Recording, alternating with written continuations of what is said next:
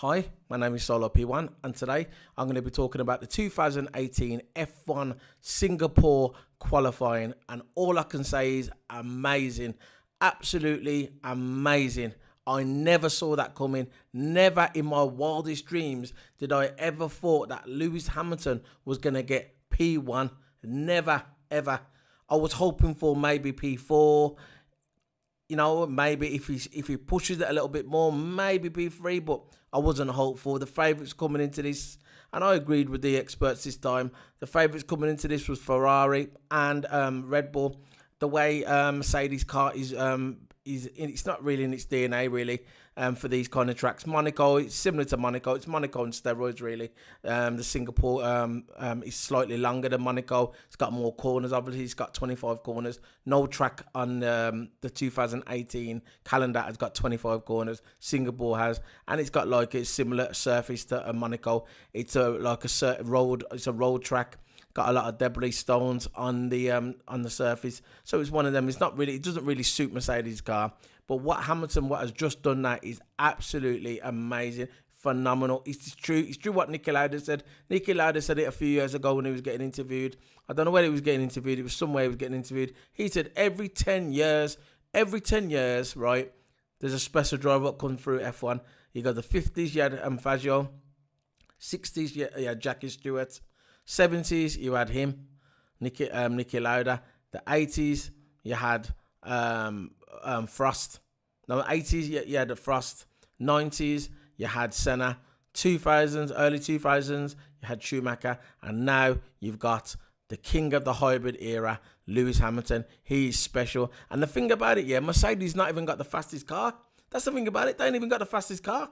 The fastest car is Ferrari. Ferrari's got the fastest car. But the thing about it, Lewis Hamilton is one of them guys, he just puts pressure on you. It's just like Nico Rosberg says. Nico Rosberg says, if you don't dedicate yourself for the whole season, you can't make no mistakes. You have to dedicate yourself. You're going to eat, sleep, train. You don't want to interact with not many people. You can't go on no social life. You can't drink. You can't do nothing like that. Even with your time off, you've got to dedicate yourself to that one season. That's the only way you're going to beat Lewis Hamilton. Because Lewis Hamilton does not make no mistakes. He never makes no mistakes. And what Rosberg said is true. Because obviously Rosberg is the closest to Lewis Hamilton. He was with him in go-karting. He came up through the go-karting, the F2 Championship. Then he came into Formula One, similar time. Lewis Hamilton was with McLaren. Nico Rosberg went into with Mercedes when he was padded up with Michael Schumacher. And there you go. Lewis Hamilton, P1. Vettel, P3. You know what I mean? Verstappen got P2. Congratulations to Verstappen. But that was kind of on the script, really, for Red Bull to get it. Because last year, you had Red Bull 1 and 2. And then 3 and 4, you had Ferrari. Lewis Hamilton started off in 5th place. 5th or 6th, I think he got a penalty that year. Yeah, I think 2017 he got a penalty. But it doesn't matter. This car, it's not in Mercedes' DNA. This track is not in Mercedes' DNA. But for some reason, Lewis Hamilton pulled something out special. Valtteri Bottas done good as well. I thought at one time Valtteri Bottas was going to get P2, but now he ended up getting P4. So he's right behind Vettel. So he's going to play an important role tomorrow in the race. But absolutely amazing. I can't believe it. I'm still shocked. This review is a bit late. I usually do it straight after the qualifying. But I was a bit busy today, so I couldn't really do it. But the qualifying, I can't believe it. Let's pull up the qualifying how it finished. You had a Lewis Hamilton in P1. Lewis Hamilton in P1. P2 Max Verstappen. 3 Sebastian Vettel. And 4th Valtteri Bottas. Valtteri Bottas is he's in a good position tomorrow. He's playing a supporting role for Lewis Hamilton. Now he's playing a supporting role for Lewis Hamilton. So he's got to do a supporting role tomorrow because he's in 4th place. He's just behind Vettel.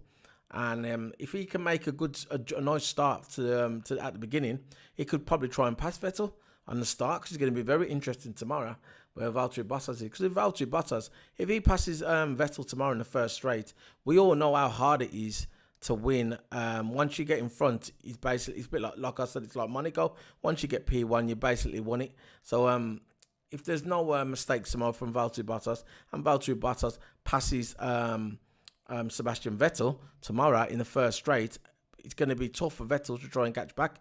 And if Lewis Hamilton gets into P1 and get commanding position tomorrow, without any accidents, and he starts off in front, and you know what I mean, he's going to be probably be the favourite to win it. It's one of those tracks. Once you get track position, that's it. Yeah, it's gonna be awesome.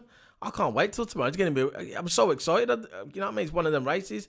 You don't know what's gonna happen. It's gonna be decided on the first straight. Obviously, the first straight is not as long as the Belgian Grand Prix or the Italian Grand Prix, but it's long enough. So it's going to be very interesting tomorrow. It's going to be, it's going to be interesting. I can't wait.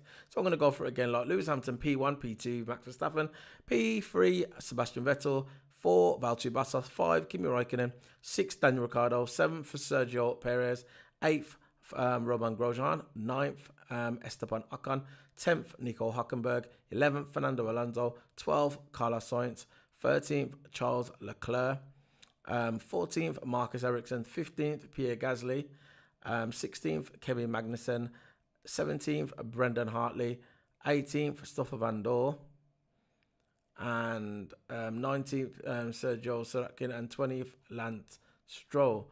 That's how it ended up. Yeah, the DNS at the end. Obviously, he had whatever. But that was it. That was qualifying. It was absolutely amazing. I just can't believe it that Lewis Hamilton pulled that off. I'm shocked. I'm dumbfounded. I just can't believe it. Let's see if I can pick anything up here. Yeah, I'll play some audio in a minute. On the race of the qualifying, it's about 5 minutes long. You can hear the audio. I won't be able to do the video because obviously copyright. But I got some audio on my computer. I'll be able to pull up so you can listen to that. So yeah, that's it really. Lewis Hamilton on pole again. In Singapore, never saw that coming. Did you see that coming? If you did, if you're happy about it, put your comments in below in the comment section below. Like or dislike the video. It's up to you, your choice. Anyway, I'm going to play the audio now and tell me what you think. Let me know if you like the video. I'll just play it now anyway. This is Q1. Where's Nico Hülkenberg going to be when he crosses the line? Goes 7th fastest, pushes Hamilton down into 11th. Kevin Magnussen is in the pits below him. And the rest all out on track, including, as we can see, Pierre Gasly, promoted to Red Bull Racing for next season, is Toro Rosso, crosses the line in 13th, and that'll be good news down at Mercedes, whilst Leclerc goes 9th fastest and improves. Hamilton goes down to 12th, Fernando Alonso and Stoffel Van Dorn. Where can they go? Van Dorn's missed out once again. It's another Q1 exit for Stoffel Van Dorn. His teammate Fernando Alonso make that now 15-0 in terms of the McLaren battle this season. He goes into the top 10. Brendan Hartley misses out. Only 16th fastest for Brendan Hartley. Hamilton down in 13th, should be safe. Marcus Ericsson trying to get out of the bottom 5 next, and he does so. Goes 12th fastest overall. Super performance by Marcus Ericsson. Pushes Kevin Magnussen down into the bottom 5, and Magnussen not out on track, unable to do anything about it. This is Lance Stroll, and that is a very good way to get to our hotel, but not a very good way to take turn 7. And Van Dorn hit the wall, and that slowed him down a pace too. Now it's Q2.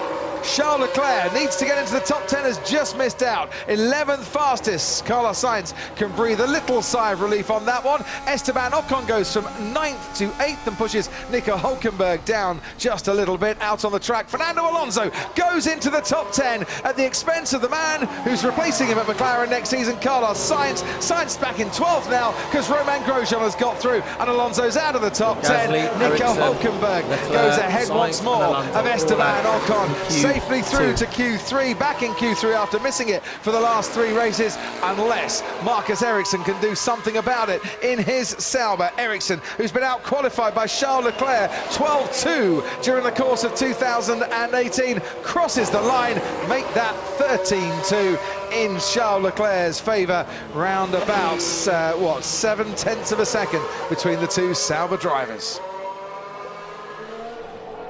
Q3.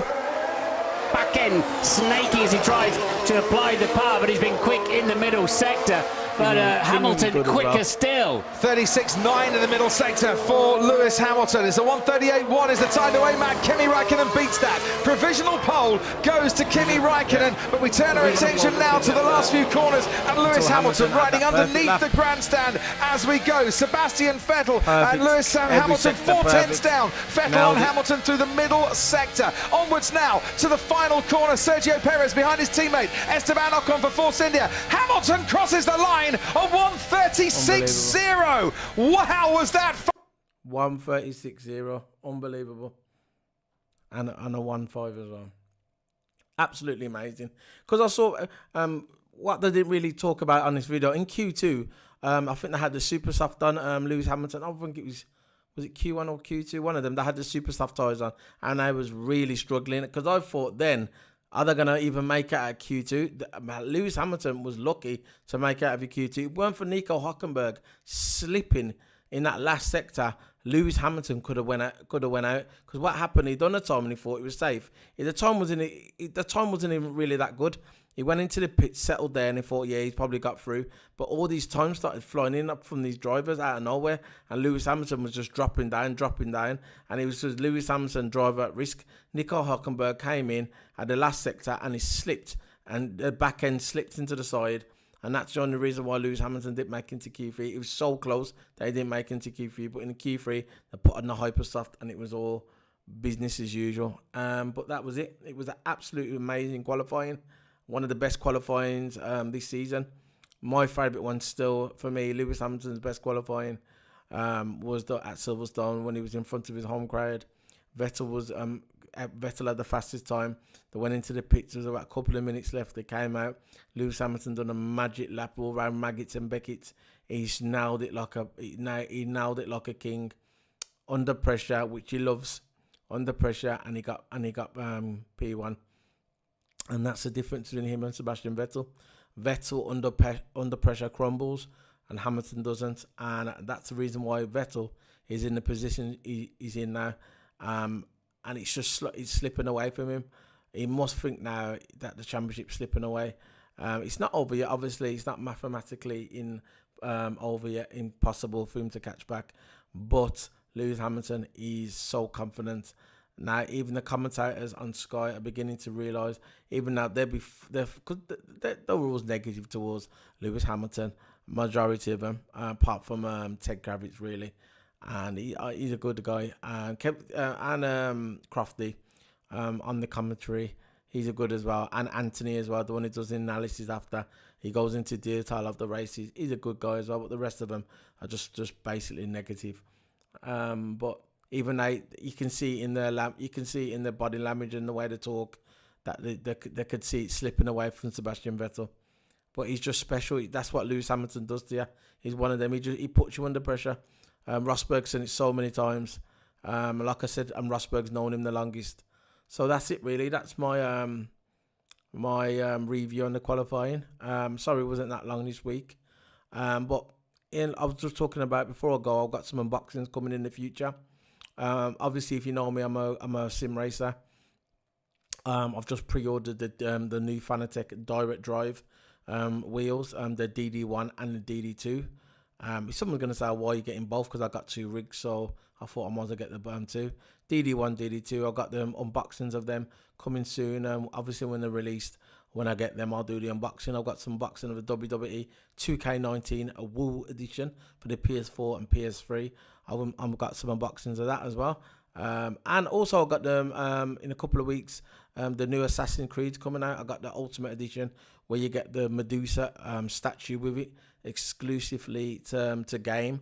I'm going to be doing the unboxing of that as well. And FIFA 19 when it comes out soon. I think it's next week it's coming out. I'll do an unboxing of FIFA 19 as well. So look out for them for my channel. I'm trying to get my channel to grow, see what happens. I've got a few subscribers at the moment, but you know what I mean, you got to start somewhere. So that's it really. That's Solo P1. The 2018 F1 Singapore qualifying. Solo P1. See you tomorrow, guys, for the race day review. See you later, guys. Bye.